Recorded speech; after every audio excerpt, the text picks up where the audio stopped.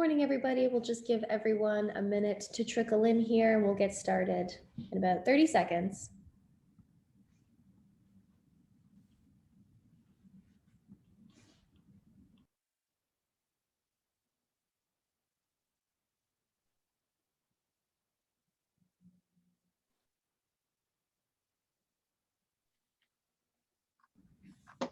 Morning. Just waiting for everyone to trickle in. We'll give everyone just a couple more seconds and then we'll get started. Thanks for coming.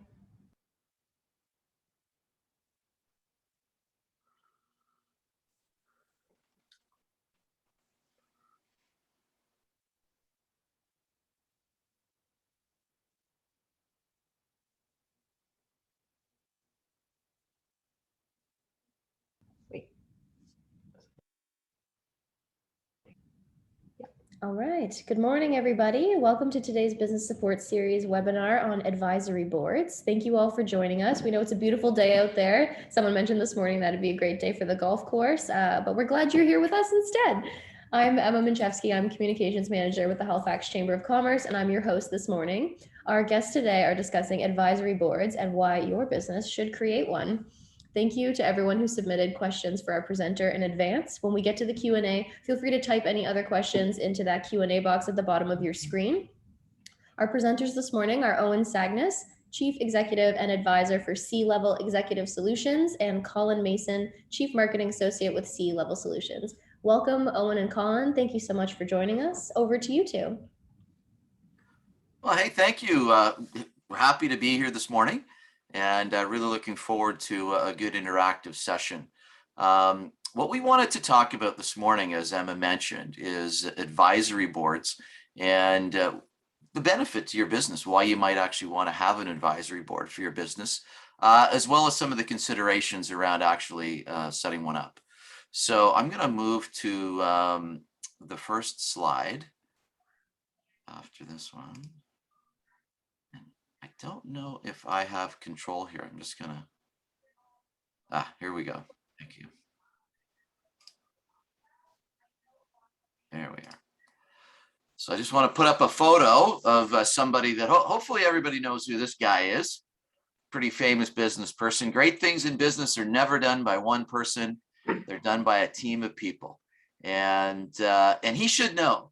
So I'm gonna put up another photo and ask if you know who the person on the right is. Most people don't know who that is. In fact, his name is Mike Markkula, and he was an early advisor to Steve Jobs and Steve Wozniak at Apple. In fact, they were looking to raise money for their company early on, and they were given a pointer. They said, go talk to this Mike Markkula guy. He's kind of semi-retired. He's giving advice. He's investing some money. And, they convinced Mike Markkula to jump on board with them. Markkula bought a third of Apple for $80,000, which was pretty incredible. And he agreed to come on board so he was really kind of the third person in the group. And Jobs actually credits him for a lot of the early success of Apple. In fact, one of the pieces of advice that Markkula gave him was not to kill the Macintosh. So Jobs wanted to just focus on the Lisa computer. Hopefully everybody remembers the Lisa.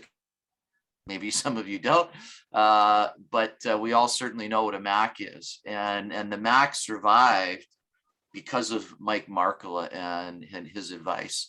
He eventually went on the board of Apple. He was, I think, the CEO for a short period of time in the interim, but had a pretty long and successful career, and obviously made a fair bit of money from his investment as well. But even the smartest, most incredible business people like Steve Jobs do need to have advisors. And as Jobs said, it's not just one person. Success is really based on a group of people. So that's a little bit of a setup to what we wanted to talk about this morning. And what we really want to talk about is some of the data, some of the numbers around why you should form an advisory board. And then, like I said, what is an advisory board and what's really the process to get one going. So with that, I'm going to turn it over to my colleague, Colin, and Colin's going to take you through some results of some of the market research that's out there. So Colin, over to you. Okay.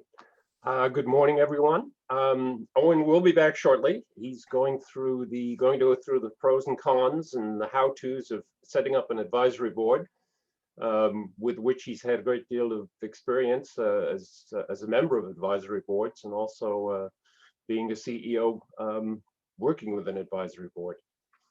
I wanted to step aside from the presentation just for a second and give you a little bit of context and background for the presentation.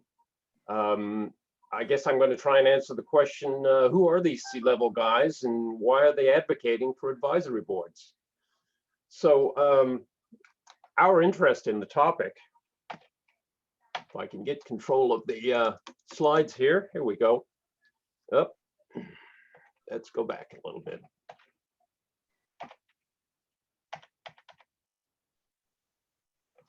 Here we go. Our interest in the topic began when we were reviewing a couple of years ago and revising our own business model. We had been in business for 7 or 8 years and needed to do a major review. And when you have a large group of senior consulting managers, as we have within our ranks, it's very difficult sometimes, because you were involved in so many levels of business and having been raised in so many silos and so on, that it's very hard to simplify the business, what it is we offer. If you, for instance, if we look at some of the numbers at the screen now, we have at any one time 35 to 40 associates who are active, and each one of those has at least 25 years in senior management. Multiply those two numbers and you get 1,000 years of experience. So if you look at that as one portfolio, that's a pretty broad and deep portfolio. So we were looking at ways to just simplify that message. What is it we can do for you? And it boiled down to 2 simple words at the end of our considerations. And that is that our offering to business is that we give advice, wise, experienced advice, obviously with the backgrounds that most of us have. But not only advice, the ability to manage or execute that advice in a business situation. So again, we looked at the fact that we are advice givers and asked ourselves the question, well, has anyone ever done any studies? How effective is one source of advice over another? Has that been measured? So I guess you can all ask yourselves the question, who are you currently turning to for your business advice? And this illustration perhaps suggests that you could go this direction, but not one that we'd recommend. Could mention, though, that both Ronald Reagan and one of our former prime ministers did consult with astrologers in their terms in office. So some people have sought unusual forms of advice, but generally speaking, here's a list of people we as business people can turn to for advice. The first on the list being friends, family, and colleagues. If we're looking for legal or financial advice, often our lawyers or bankers are good sources of that. Our investors and shareholders, obviously many of us go to trade shows and conferences looking for keynote speakers or seminar groups there to help us. Peer group associations like the Chamber, for instance, or Young Presidents are sources of good advice. And more recently, with the internet, LinkedIn and online groups offer wonderful sources of business advice. And most of our organizations, of course, have boards of directors and advisory boards, which we are going to investigate in more depth here.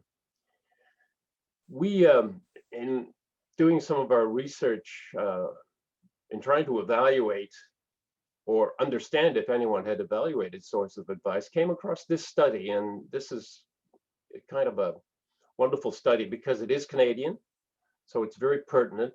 Some of your organizations may possibly have been involved in the data that's here. BDC conducted a study on advisory boards, and they did this in 2014. We didn't come across it till a couple of years later, and the study itself was really not, in our opinion, overly publicized, and perhaps should have been.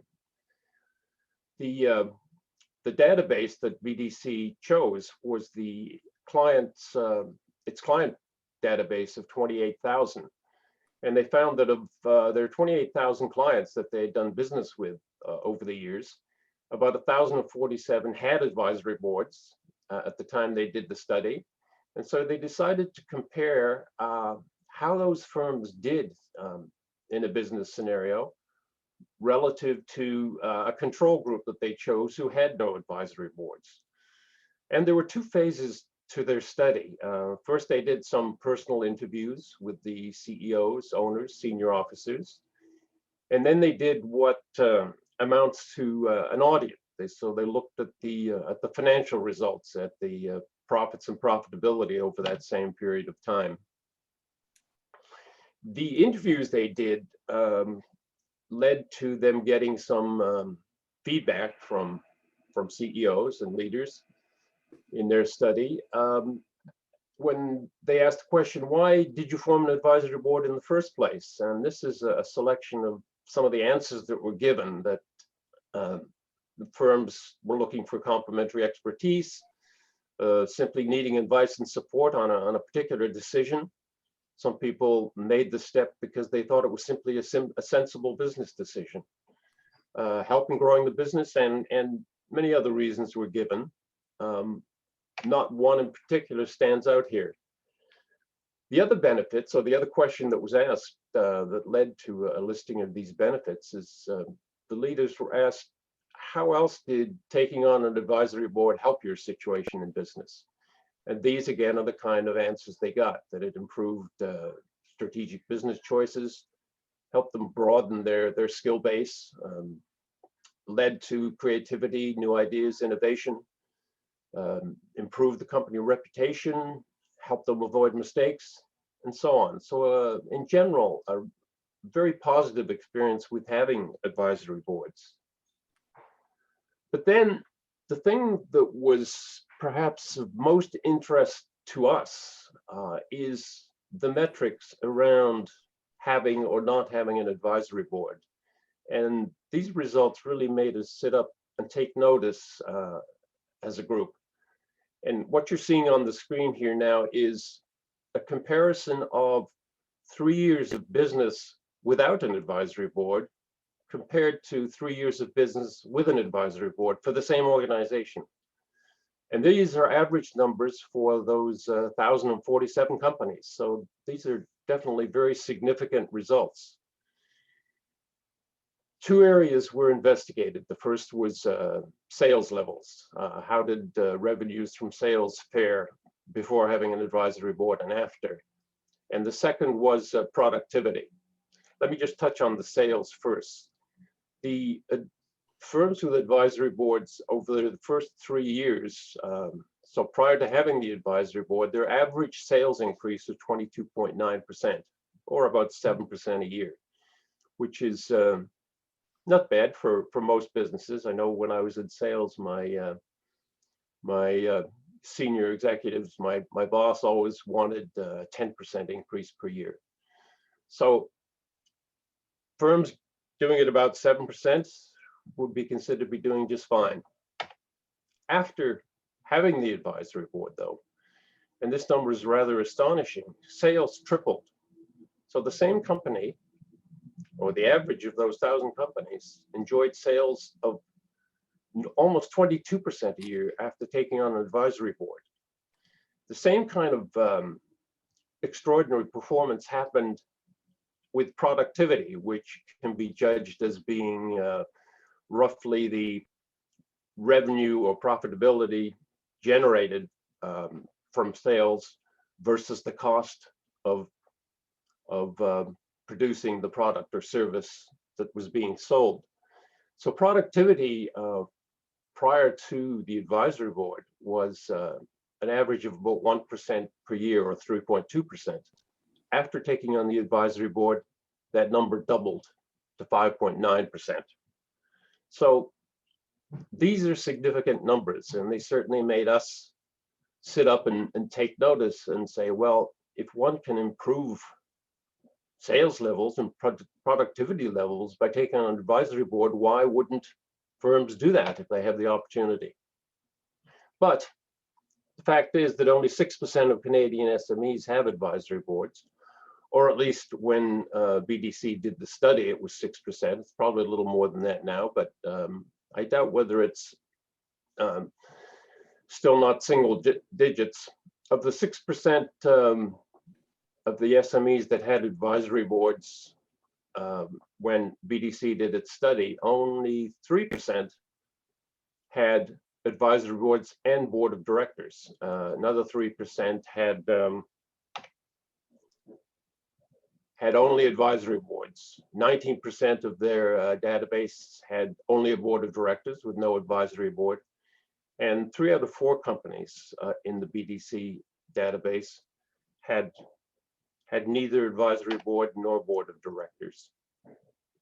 So this is the study that really made us realize a number of things. One, and BDC makes the conclusion, if you go to their website, which you can look at the study yourself, and you see that they are also asking the same question. Well, if this step can have that kind of an impact on business, then why aren't more businesses considering it? And so our conclusions as a group at C-Level was that businesses and the economy in general here in Nova Scotia and Atlantic Canada could be immensely improved and benefit immensely if we increase the use of advisory boards for those firms that are ideally poised to take on that kind of responsibility. And also we concluded that our organization at C-Level, because we are comprised of a group of senior managers, most of whom have sat on advisory boards or managed advisory boards, we can speak with some authority on advisory boards. And we have taken some internal steps, and Owen will be talking about this a little bit, and we can help make that transition easier for firms who are considering an advisory board. So having said that, and now covered what our motivation was and why we're here today, I'm going to turn it back to Owen, and he will go through the hows and whys of getting an advisory board. So Owen, back to you. Awesome. Thanks, Colin. I really do appreciate that. I think that was a great setup, and I think makes a very strong business case for why someone would at least want to consider putting in place an advisory board. So let's kind of back up a little bit and talk about, what is an advisory board? Now, as Colin mentioned, I sit on advisory boards. I also sit on regular boards of directors, and I've also utilized advisory boards in several different capacities as part of my business career. But at a very basic level, it's just a group of advisors. But you do want them to be independent. So generally, it's people that are from outside your organization. There's an interesting point there about providing insight and counsel. What's really interesting is if you look at regular boards of directors versus advisory boards, what's the focus of a regular board of directors? Well, about 60 to 75%, and this is based on market research, 60 to 75% of a board of directors' time is spent on hindsight and oversight. So, a regular board has specific duties that they have to put in place. And so they have to spend a lot of time on that. I think one of the big benefits of an advisory board is that they can be very focused on foresight. So looking ahead as opposed to looking back. The other thing here is that it can really bring knowledge or experience not present among management. I say yet, but it may be ever. And, one of the things that I had the great fortune, I think, to be part of a couple of times actually was customer advisory boards, where we would take our product roadmap and then, in this instance, twice a year, bring together a group of our key customers and show them what we were developing, what we were working on, and get their feedback. Made a huge difference in terms of helping us to get the product right, helping us to maybe not develop some things that weren't that useful, and that the customers weren't interested in buying. So, advisory boards could be working with CEOs, could also be working with, product groups or just other areas of the business where, you're never going to have those particular skill sets in your team or that perspective. So lots of different ways, and we'll get into how to construct an advisory board and where they might add value. But the next thing I wanted to look at was and do I have control here? Oh yes, sorry, I do. There we go. One thing to note is an advisory board is not a board of directors. And so clearly, to me, a board of directors has a fiduciary or legal responsibility. Advisory boards are not encumbered by that. They also don't have the authority to make any changes to the business or the team. They're not encumbered by the bylaws of the organization, so easy to change members. They're also accountable to the CEO. Now, speaking as a CEO, I've been in a situation where I was heavily constrained with my board of directors. So working with venture capital firms, they wanted to have seats on the board. They put financial people on the board. You may have co-founders. Generally, you have a limit in terms of the number of board seats that you have. So in the one particular situation where I was CEO, I felt very constrained often by my board of directors because I couldn't get the kind of people that I wanted on the board. The people were fine, but I just wanted to get deeper advice, different perspectives. And the board of directors really wasn't the right avenue for me in that situation. And so an advisory board off to the side, helping you as CEO, can add immense value over and above the value that you might get from your board of directors. So just to make that clear, a board has very specific fiduciary and legal responsibilities. Advisory boards are not constrained by that. Now, what makes a good advisory board? So here's some, I think interesting attributes of a good advisory board. Let me go through this a little bit. One of the things I would say is that if you're going to pick some advisors, they need to be committed. What I mean by that is they're going to make the time available. They're willing to provide constructive criticism. They're willing to be an advocate for your business. The other thing I would say is they should be passionate, right? They should care about your business and have an interest in it. It's hard to be a good advisor if you're not interested. And I would say, don't go for the vanity sort of advisory board where, hey, I've got this name on my advisory board. You really want to go for, as I said, committed, passionate people. I think the advisory board should be focused. So a 20-person advisory board to me is not that useful. Where I've seen it being most useful is probably 3 to 6 really strong, engaged people. If you want to get more people than that or different types of advice, maybe create multiple advisory boards. And so, I've spoken to executives, and again, I've done this before, where they may have a business advisory board and maybe a scientific advisory board. So maybe you're in the pharmaceutical or medical world, rather than mixing that together and having a giant advisory board where nobody really gets much chance to talk about what they want to talk about or demonstrate the value they can add, split the group and get that focus. Diversity is also key. What you really need to avoid is groupthink. So, I always say, don't just call up your friends, the people you know, and say, hey, let's get together and form an advisory board. Really want to get diverse perspectives. And, probably the most famous example of groupthink, and I think where the term was coined was in the 60s around the Bay of Pigs and Cuban Missile Crisis under JFK. And, the Bay of Pigs was a very ill-considered invasion of Cuba by the US. And it got to where it got to because of groupthink, because Kennedy had surrounded himself with advisors that were all kind of yes men and very similar points of view, didn't bring in the right experts. And, ultimately it failed.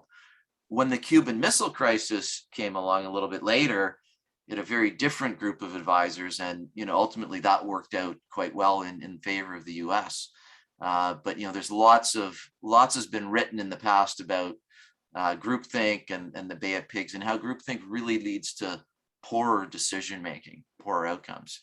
The final thing I'll say here, and I alluded to this earlier when I talked about, for example, scientific advisory boards or advisory boards of key customers, is what I found is that they're most valuable, or the people are most valuable, when you're picking them for really specific roles. So, hey, I need to get advice on technology, finance, sales, fundraising, whatever it is. Really, I think, be explicit about why you've got particular advisors on your advisory board and the kind of advice that you're really looking for and that you want to add to your organization. So, is an advisory board right for you? I think there are times when you actually shouldn't consider an advisory board. There is commitment required from a CEO or anyone in the organization that's going to be working with an advisory board. Number one is you've got to be transparent. There's got to be candor. So if you're not going to be able to confide in other people about yourself, maybe your personal weaknesses or what's going on in your business, they're not going to be able to give you good advice. So, in the case of, I'll give you again an example. In the case where I was working with a customer advisory board, we had everybody under non-disclosure. There was a very high level of trust. We obviously didn't want future product plans getting out there in the marketplace before we launched things. But we weren't going to get good advice from people if we weren't willing to trust them with some pretty confidential information about us and where we were going with the business. So I think that candor and transparency is really a key starting point. You've got to be willing to present those strategic issues. You've got to be willing to accept feedback. So, if you're the kind of person that says, yeah, great, but I'm not willing to accept your feedback, your advisors will get demotivated, right? And then they shut down. They say, well, this person isn't listening. So you've really got to be in that sort of growth mindset where you're willing to accept that feedback from your advisors. And the final thing is, it is time consuming. And like anything, when you invest your time, you get a positive return on investment. But there is time that needs to be committed for meetings, preparation, communication. I will say as a CEO, your advisors want to hear from you. They don't want to hear from your chief of staff or, VP. So, if you sign up to do this and you get advisors that sign up, you've really got to be willing to put in the time for, as I said, the meetings, the prep, the ongoing communication, accepting the feedback. If you can't do that, don't form an advisory board. And I have been on some advisory boards where it was all kicked off with great fanfare. But then the people that I was working with inside the company as an advisor just didn't keep up with it. And the advisors will disengage very quickly in that scenario. So today's went too far. So what's the right time to form an advisory board? To me, it's very simple. It's when the status quo isn't good enough. So back to the slide that Colin presented, is the status quo on productivity growth good enough? Is your status quo on sales growth good enough? Advisory boards can add a lot of value. So if you want to change something, to me, that is really the base. That's the right time to form an advisory board. There are some considerations here around maybe you've gone as far as management can take you. You may be thinking about making some management changes, but this is key. You need advice, not operational resources. So if you need more operational resources within your team, that's not a reason to form an advisory board. Advisory boards are for advice, not for operations. But maybe your revenue growth is stalled. We showed the stat on that. Maybe you're facing or you're anticipating facing a significant challenge within the next year in your business, and you don't know how you're going to deal with it. And just to give you a few examples of that, emerging from the pandemic, new competitive forces. I mean, they're kind of there, but there was a study that was released by McKinsey a few months ago, and there were some interesting findings from that study. They said that 90% of CEOs, and I'm just reading this, believe that the COVID crisis will fundamentally change how they do business over the next 5 years, 90%. 85% of those CEOs were concerned that COVID-19 will have a lasting impact on their customer needs and wants. And yet, only 21% of those same CEOs felt they had the resources to pursue growth effectively in that kind of an environment. So again, adding some advisors, getting some outside advice, just in the case of the pandemic, not even any of these other things, would be, I think, a great way to think about how you emerge from that and how to deal with some of the impacts of the pandemic, in addition to everything else. So how do you get aboard? Where should you start? Let's talk a little bit about that. Well, a lot of considerations, a lot of things to take into account as you think about setting up an advisory board. Skill sets, recruiting, compensation. I like to summarize it all on this slide. So let me walk through this just a little bit. I think there are 4 broad steps that need to take place before the first meeting. And I would break it down into number 1, creating a charter, determining what skills you need, deciding your compensation, and then sourcing your candidates. So what's a charter? Well, a charter really defines what it is you want the advisory board to do. What is the mandate? How will it relate to other stakeholders? Considerations like confidentiality, how frequently the meetings will occur, what kind of communication cadence you might have, the structure and size of the group, maybe cultural, the term. So what's the term of the advisors, any other expectations of the members? I mean, it really sets the stage for how the advisory board will operate over time. So you've got to start there. And one of the reasons you need to start there is that then informs the skill set. So part 2 is, what are the skills that you need? And, we talk about this in fiduciary boards. I think it's just as valid in advisory boards as creating a skills matrix. So determining the gaps in your strategy, what gaps you need to fill, and then mapping it to the kind of skills that you want to have. And I mentioned this earlier, advisory boards work best when they're there for a specific purpose and you've identified the kind of skills and advice that you need. So create the charter, identify the gaps, determine the skills matrix, and then decide about compensation. Now, this is an interesting topic. It's, I think it's highly dependent on the size of your business. So if you're a small startup, you don't want to pay cash. Do not pay your advisors cash. People understand that. Stock options are a great tool here. As the size of the business scales up, the compensation needs will probably need to change. We maintain a matrix, C-level execs, we maintain a matrix based on company size of what sort of compensation you should be offering to the advisors.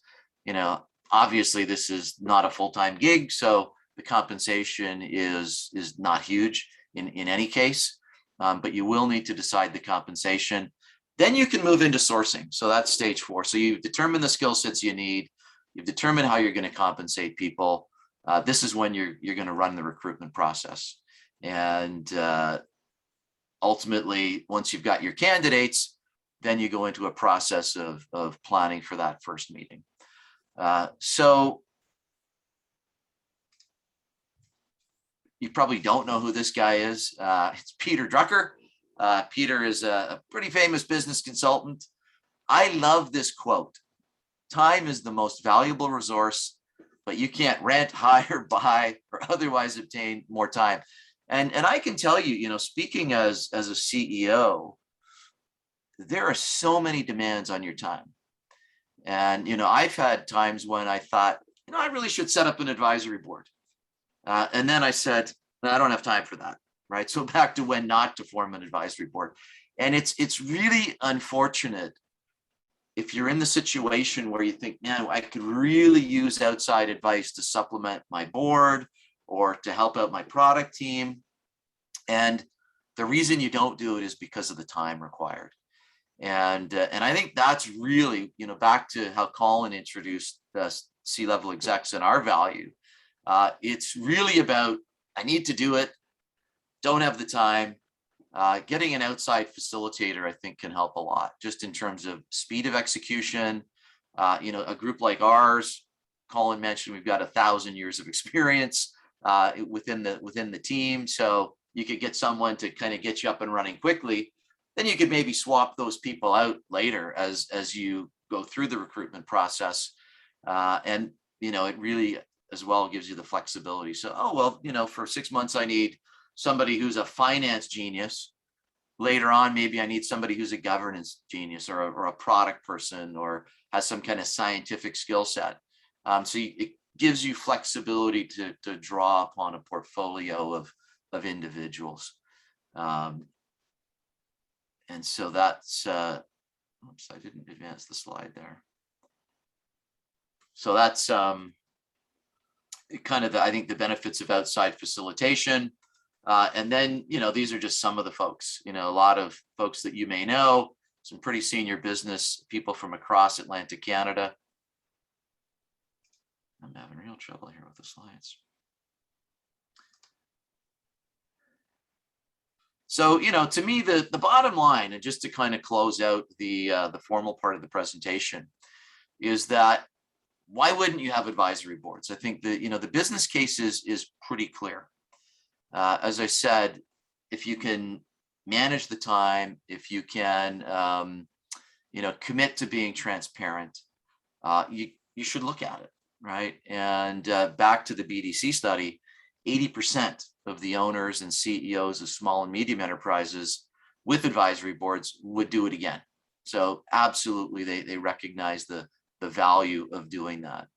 I think we'd like to help you if time is of the essence. One of the things that we have done is we've created some summaries. So we've got some PDFs which we can distribute to all of the attendees, and kind of as a leave behind. And I thank Colin for putting that together. In case you don't want to read the giant BDC study, it's all there. So we've got a couple of takeaways for you. And with that, I'd just like to say thank you very much. Colin and I are certainly happy to answer any questions you might have, but we certainly appreciate your time this morning and want to thank you for your attendance. So over to back to you, Emma, and back to the group for any questions. Wonderful. Thank you so much, Owen and Colin. We really appreciate you hopping on today. I do have a question here in the chat box, so we'll start off with that one. So how can a startup company afford the cost? What are some options, some avenues for them who might be a little capital short in those first few years? Yeah, well, that's a great question. And again, I think it's about stock options. I really do. I think there's no cash outlay. I certainly get that startups are really strapped for cash, and managing cash is super important. I would really advise stock options. I mean, I can tell you from a personal perspective, I'm on advisory boards for a couple of startups. And so I've got some stock options. Hopefully they're worth something in the future. But certainly, if people believe in you and your team, they believe in the company and what you're doing, I think they'd be quite happy to accept stock options as a form of compensation in those early days. Absolutely. Okay, that's great. Thank you so much. We have another question here. A startup company regularly has a founder or a few co-founders. At what level or age of that company should a board of directors be formed? And then I guess that's a great question. So I was in a presentation from somebody who's very well known in Atlantic Canada in the grocery business, who shall remain nameless, but his view is that advisory boards are a normal part of the evolution of a company and of the governance of a company. And so generally speaking, you go from, okay, we've got the founder or the co-founders, they're getting advice, as Colin said, from like their lawyer, their accountant, maybe from family members. I would suggest that early on, you put in place an advisory board as a form of governance. At what point you get a board of directors can actually vary, and it may vary based on how your rounds of investment go. So some investors will want to have a board seat. And so if you don't have a board, you're probably going to have to create one. You'll have to create some bylaws for your company around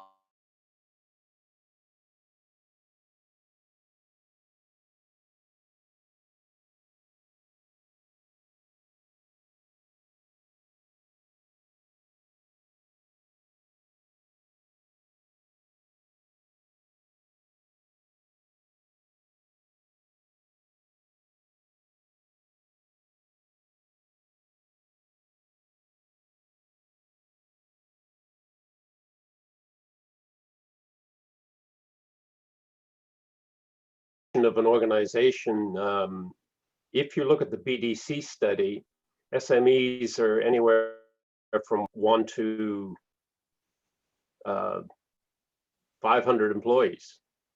So they comprise roughly 95% of all businesses anyway. But the real sweet spot that BDC identified is between 20 and 100 employees. So as your company is growing, if you're in that range between 20 and 100, these are the ones that BDC found the highest density of advisory boards. Great, thanks, Colin.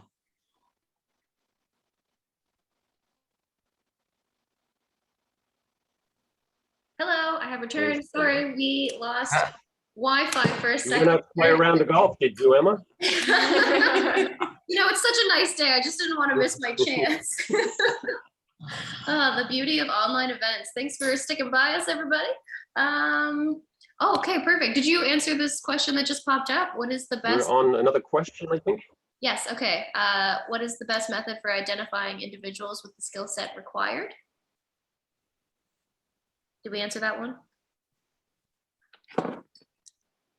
No, we didn't. Sorry, what? Can you repeat the question? I absolutely will. I went very fast. What is the best method for identifying individuals with the skill set required for an advisory board? Yeah, so I like to do a skills matrix. One of the things that, one of the ways to do it is to look at what is your business strategy, and then look at, for example, your senior management team, and do a mapping between what are the skill sets that are required to execute on the strategy. What are the skill sets that you've got, you know, if you have a board, but also in your senior management team, and then just to do a gap analysis. So what are the gaps? And then those gaps can then become the basis of a skills matrix for an advisory board. For example, let me give you an example. Again, let's say it's a scientific company.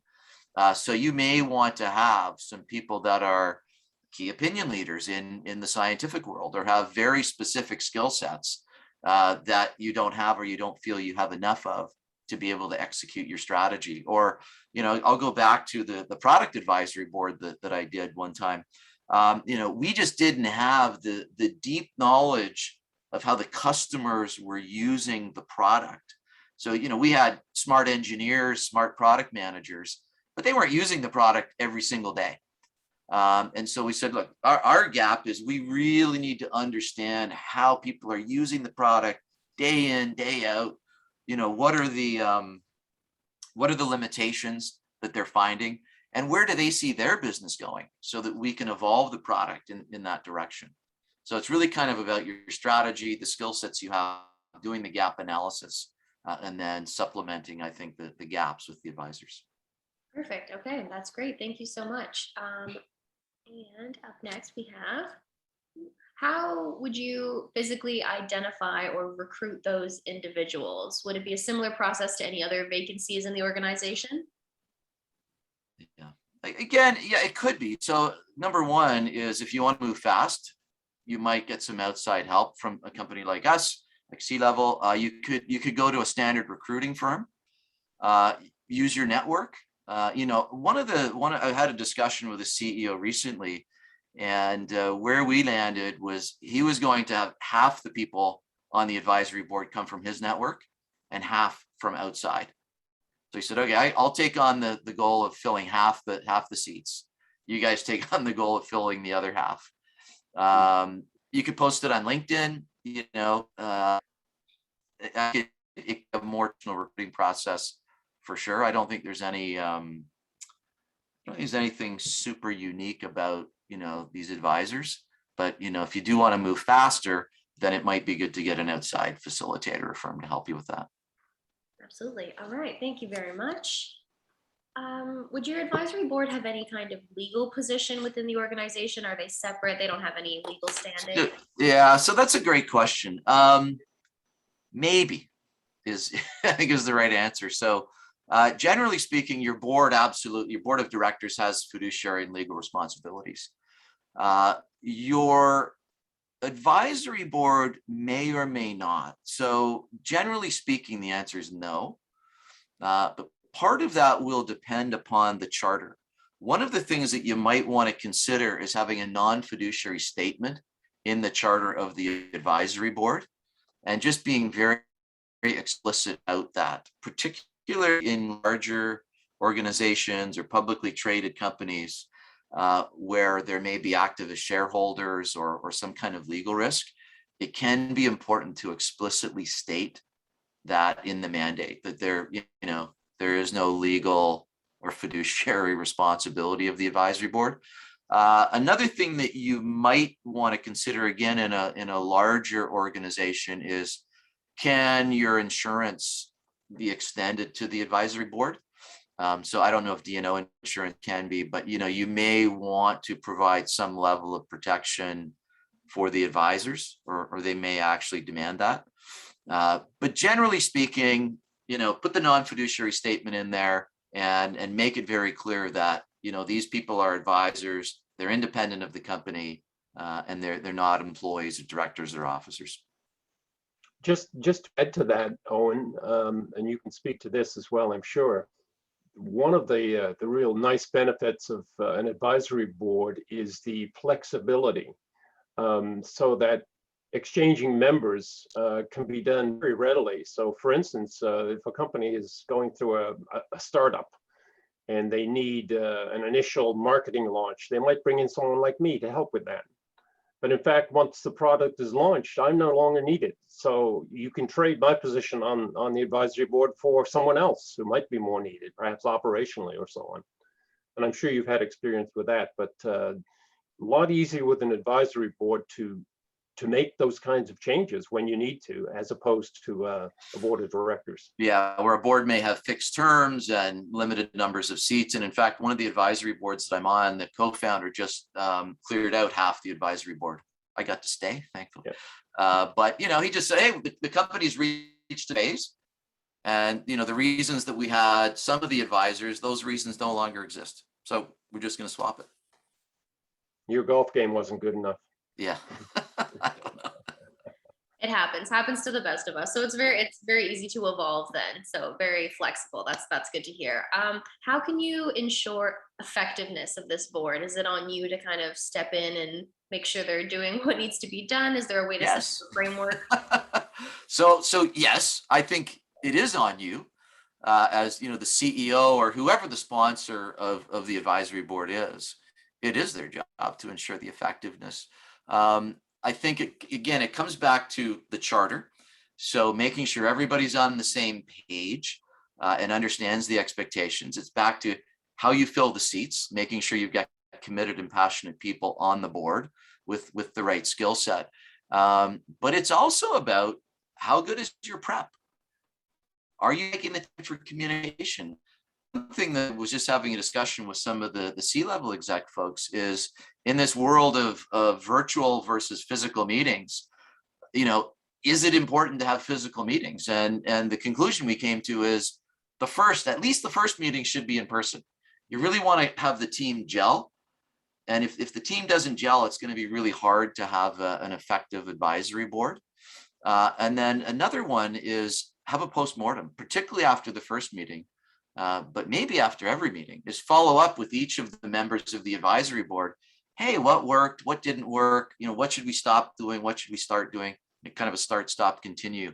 So I think that the more time you put into it, the more you'll get out of it. But certainly getting it kicked off the right way and then continuing to engage with the members of the advisory board is important. And one other thing I'll tell you as an advisor is some of the advisory boards I'm on, they kicked off a fanfare. but then the communication started to dwindle and the meetings started to get canceled. And, you know, that we didn't have that steady drumbeat, that steady cadence. And then people just became disengaged. And I think it's really important for whoever's running it to keep up that steady drumbeat of, or that steady cadence of communication and interaction with the group. Absolutely. Yeah, we definitely learned that working from home and being back and forth between the office, that Yeah. engagement piece is key for a small organization, for a big one, and now for advisory boards as well. Yeah. We're just nearing the end of our time here. I have one final question for both of you, but I'll give everyone a chance. If you have any final questions, pop them into the Q&A box. We've got a couple more minutes. And my final question was just to each of you, what's one big takeaway that you want the attendees to walk away with today about advisory boards? You want to go first, Owen? Okay, I'll go first. Just do it would be my, you know, to quote Nike, there's value in doing it. If you don't have the time, find someone to help you. But hey, if I could find a way to triple my sales growth rate and double the growth of my productivity, you know, why wouldn't I do that? So I think it's get on with it. And that's essentially that last point you make, Owen, is the takeaway that I would want to. If a company is moving along, and let's say you're $100,000, we'll pick a number in sales year one, and you go up to 110 in year two and 120 in year two. That's the kind of advances in sales that companies are having prior to advisory boards. But with advisory boards in BDC, that number is not going to 120, 130. It's going from 100,000 to 200,000 in the second year to 300,000 in the third year. And if that kind of growth is possible, one wouldn't want to look at it. All right. Yes, absolutely. Thank you both so much. I'm going to wrap it up. Oh, sorry. No, I have a Q&A box. Here we go. Is there any type of government support to utilize C-level services? There is, yes. It depends on the exact service, but like many organizations, we have been involved in many cases where an ACOA or an SBI would have programs, and they change from year to year, so you have to stay on top of them, which we do. But organizations such as this will co-fund or will provide funding for certain changes. I'm not quite sure how that applies to taking on an advisory board, but we have a general manager who specializes in this area of understanding where government and supportive programs are when it comes to using our services and where they might be co-funded. Okay, perfect. Thank you. I know Digital Nova Scotia has some funding as well. It's often, you know, to digitize things, but they usually have some good programs running. So definitely check out any of those that you just mentioned. All right. I think we're all good for questions here. So I'll start to wrap it up. Thank you so much, Owen and Colin, for sharing your expertise today. And, you know, if you need an advisory board, everyone, you know where to go. Oh, wait, sorry, we got one more. All right, nope, sorry, I was wrong. All right, so as we know, Phase 5 is here. We're excited at the Chamber to announce a couple of live events happening. We're doing our very first Small Business Big Growth Hybrid Summit happening during the Friday of Small Business Week, October 22nd. We'll be focusing on building a strategy for small businesses, getting ready to gear up for growth in 2022. And we'll be talking with experts in fields like HR, finance, diversity, and inclusion. So we're asking you to bring your pain points, bring your challenges, chat through those with the experts. And that's all for today. This webinar was recorded. It'll be available shortly on YouTube. Thank you again, Owen and Colin, for joining us today. We will see you all soon. Hope you get to enjoy some of the beautiful day. Bye, everybody. Thank you.